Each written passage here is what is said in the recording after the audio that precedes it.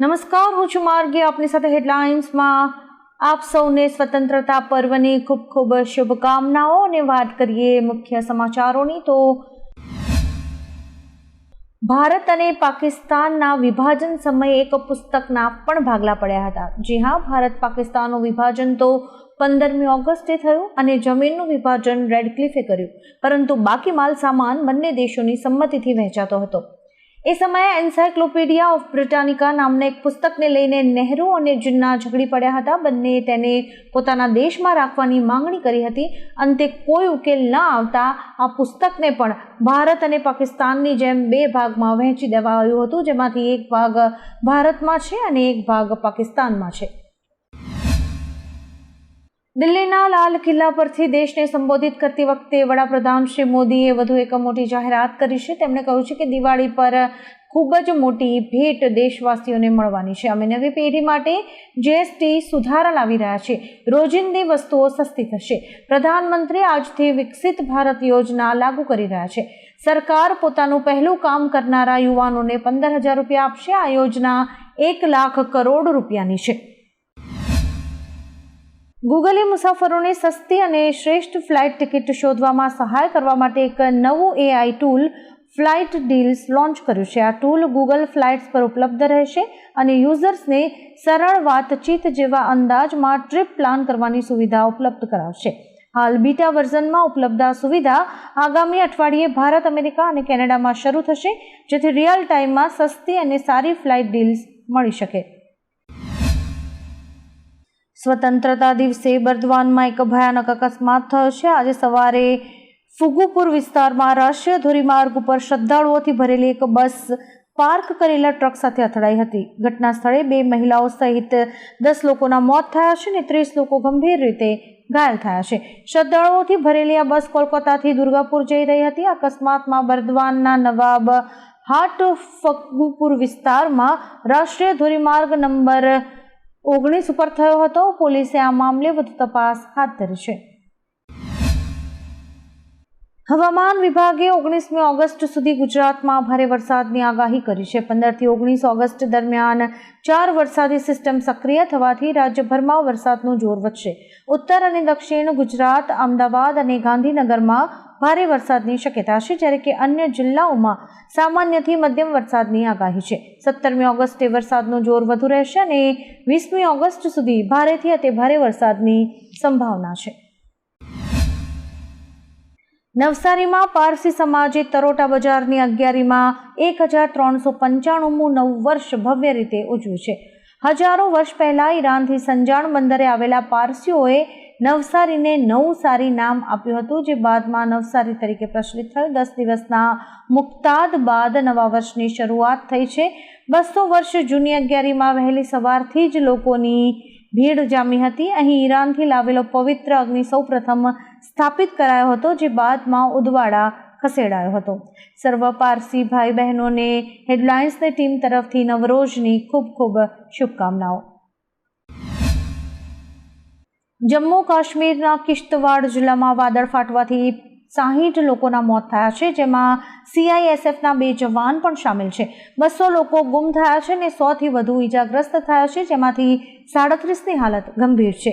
પૂરથી મંદિરો, મકાનો, પુલ અને બજારો તબાહ થયા છે અને અત્યારે NDRF, સેના અને સ્થાનિક ટીમ્સ બચાવ કામગીરીમાં રોકાયેલું છે. આ ઘટનાને પગલે રાજ્યના મુખ્યમંત્રીએ સ્વતંત્રતા દિવસના કાર્યક્રમો પણ રદ કર્યા છે.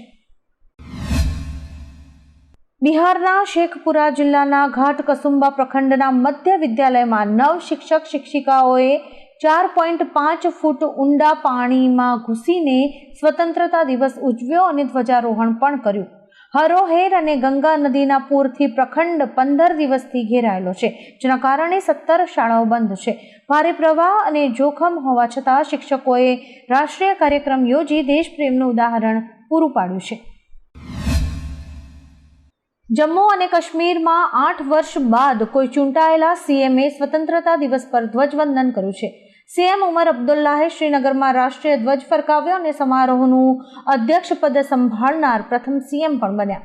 2017માં મહેબૂબા મુફ્તીએ ધ્વજવંદન કર્યા બાદ આ પહેલી ઘટના છે. 2018માં PDP ભાજપ ગઠબંધન તૂટ્યા બાદ રાજ્યમાં રાજ્યપાલ અને પછી રાષ્ટ્રપતિ શાસન લાગુ રહ્યું હતું. 2020થી 2024 દરમિયાન ઉપરાજ્યપાલ ધ્વજવંદન કરતા હતા અને આજે 2025માં સીએમ ઉમર અબ્દુલ્લાહે ધ્વજવંદન કર્યું છે. છત્તીસગઢના બસ્તર વિભાગના 29 નક્સલ પ્રભાવિત ગામોમાં આ વર્ષે પ્રથમવાર સ્વતંત્રતા દિવસ પર તિરંગો ફરકાવાયો. વર્ષોથી ભય અને વિકાસના અભાવને કારણે રાષ્ટ્રીય તહેવારો ઉજવાતા ન હતા. પોલીસ કેમ્પ, સુરક્ષા દળોની હાજરી અને નલ્લાનાર યોજનાથી પરિસ્થિતિ હવે બદલાઈ છે. ગામ લોકોએ ઉત્સાહપૂર્વક ધ્વજવંદન કર્યું, જે નક્સલવાદ સામેની જીત અને લોકશાહી મજબૂત થવાનું પ્રતીક બન્યું છે. પાકિસ્તાનના ઘણા વિસ્તારોમાં ભારે વરસાદને કારણે પૂર આવ્યું છે. ગત 2 દિવસથી સતત મુશળધાર વરસાદને કારણે અચાનક જ પૂર અને ભૂસ્ખલનની અનેક ઘટનાઓ સામે આવી છે.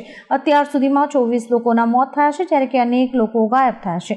રાહત અને બચાવ કામગીરી તીવ્ર બનાવાઈ છે, પરંતુ રસ્તાઓ તૂટવા, પુલ ધોવાઈ જવા અને નદીઓના પાણીના સ્તરમાં વધારો થવાને કારણે પાકિસ્તાનના ઘણા વિસ્તારોમાં પરિસ્થિતિ ખૂબ જ ગંભીર બની ગઈ છે.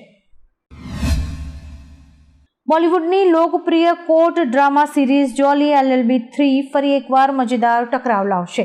નવા ટીઝરમાં કાનપુરનો જોલી અક્ષય કુમાર અને મેરઠનો જોલી અરશદ વારસી કાયદાની લડાઈમાં ધમધમાટ સાથે ટકરાશે. સૌરભ શુક્લાની હાજરીમાં કોર્ટરૂમ એક કોમેડી મેદાન બની જાય છે. આ ફિલ્મ 19 સપ્ટેમ્બરના રોજ રિલીઝ થશે. રોષ, હાસ્ય અને કાયદાનું અનોખું મિશ્રણ જોલી LLB 3 ને મસ્ટ વોચ કોર્ટ ડ્રામા બનાવે છે.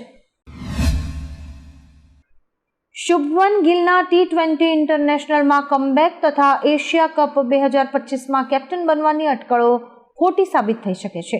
મીડિયા રિપોર્ટ મુજબ BCCI સૂર્યકુમાર યાદવને 9મી સપ્ટેમ્બરથી UAEમાં શરૂ થનારા T20 એશિયા કપ માટે કેપ્ટન બનાવવાની યોજના ધરાવે છે. શુભમન ગિલની વાપસી શક્ય નથી. 19મી ઓગસ્ટે મુંબઈમાં સિલેક્શન મીટિંગ બાદ ચીફ સિલેક્ટર અજીત આગરકર પ્રેસ કોન્ફરન્સમાં ટીમ ઇન્ડિયાની જાહેરાત કરશે. મુખ્યમંત્રી શ્રી ભૂપેન્દ્ર પટેલ દ્વારા રાજ્યના ઇન્ફ્રાસ્ટ્રક્ચર વિકાસ માટે 12 Garvi Gujarat high speed corridor, ડીસાથી પીપાવાવ નમો શક્તિ એક્સપ્રેસ વે અને સોમનાથ દ્વારકા એક્સપ્રેસ વે વિકસાવવાના આયોજન અંગે જાણકારી આપવામાં આવી હતી. બનાસકાંઠાને સૌરાષ્ટ્રના દરિયાકાંઠા સાથે જોડતા ડીસાથી પીપાવાવના રસ્તે નમો શક્તિ એક્સપ્રેસ વે તરીકે વિકસાવવાનું આયોજન છે. ઉપરાંત 12 નવા હાઈ સ્પીડ કોરિડોર બનશે. ગુજરાતમાં લાંબા વિરામ બાદ મેઘરાજાએ વાપસી કરી છે. ગીર સોમનાથ, અમરેલી, જૂનાગઢ, રાજકોટ, કચ્છ અને બનાસકાંઠા સહિતના વિસ્તારોમાં વરસાદથી ધરતી ભીંજાઈ ઉઠી છે. દીવ, ઉના, સાવરકુંડલા અને અકાળામાં ધોધમાર વરસાદ વરસતા ખેડૂતોએ રાહતનો શ્વાસ લીધો છે. રાજ્યમાં 82% વિસ્તારોમાં વાવણી પૂર્ણ થઈ ગઈ છે અને જળાશયોમાં સરેરાશ 69% પાણીની આવક થઈ છે. ચોમાસાની હાલની સિઝનમાં રાજ્ય 64% સરેરાશ વરસાદ નોંધાયો છે. અરવલ્લી જિલ્લાના મેઘરજમાં ધોધમાર વરસાદ નોંધાયો છે. મેઘરજમાં અડધા કલાકમાં 1.25 ઇંચ કરતાં પણ વધુ વરસાદ નોંધાયો છે. ભારે વરસાદને કારણે આંબાવાડી વિસ્તારમાં પાણી ભરાઈ ગયા છે. આ સાથે જ નવજીવન ગાયત્રી સોસાયટી આગળ પણ પાણી ભરાઈ ગયા છે. આ સાથે અરવલ્લી જિલ્લાના ગ્રામ્ય વિસ્તારોમાં પણ ધોધમાર વરસાદ વરસ્યો છે. 15 દિવસના વિરામ બાદ મેઘરાજાની એન્ટ્રી થતાં ખેડૂતોમાં આનંદની લાગણી જોવા મળી રહી છે. વોટ ચોરીના આક્ષેપો પર ભાજપના પ્રવક્તા યજ્ઞેશ દવેએ પ્રતિક્રિયા આપતા જણાવ્યું છે કે કોંગ્રેસ રાહુલ ગાંધીના ઇશારે આધારહીન આક્ષેપ કરે છે. બિહારમાં રાહુલ ગાંધી હાર સ્વીકારી ચૂક્યા છે. કોંગ્રેસ નેતાઓ જાણકારી વિના બોલે છે.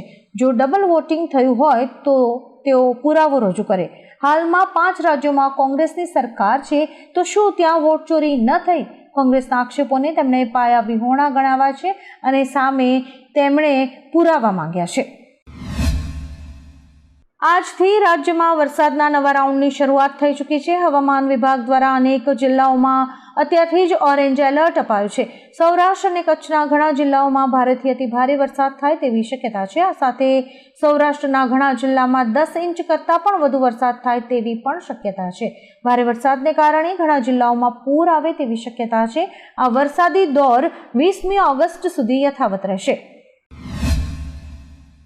નિઝામુદ્દીન વિસ્તારમાં સ્થિત હુમાયુના મકબરા કેમ્પસમાં મસ્જિદ પાસેના એક રૂમની છત તૂટી ગઈ હતી. આ દુર્ઘટનામાં 5 લોકોના મોત થયા છે, જ્યારે કે ઘણા લોકો કાટમાળ નીચે દટાઈ ગયા છે. 11 લોકોને બચાવી લેવાયા છે. દિલ્હીના ફાયર વિભાગે કહ્યું હતું કે 8 થી 9 લોકો ફસાયેલા હોવાની આશંકા છે. જો કે બાદમાં જાણવા મળ્યું કે હુમાયુના મકબરા કેમ્પસમાં મસ્જિદ પાસે એક રૂમ છે અને આ રૂમની છત તૂટી પડી હતી, જેમાં 14 થી 15 લોકો દટાઈ ગયા હતા.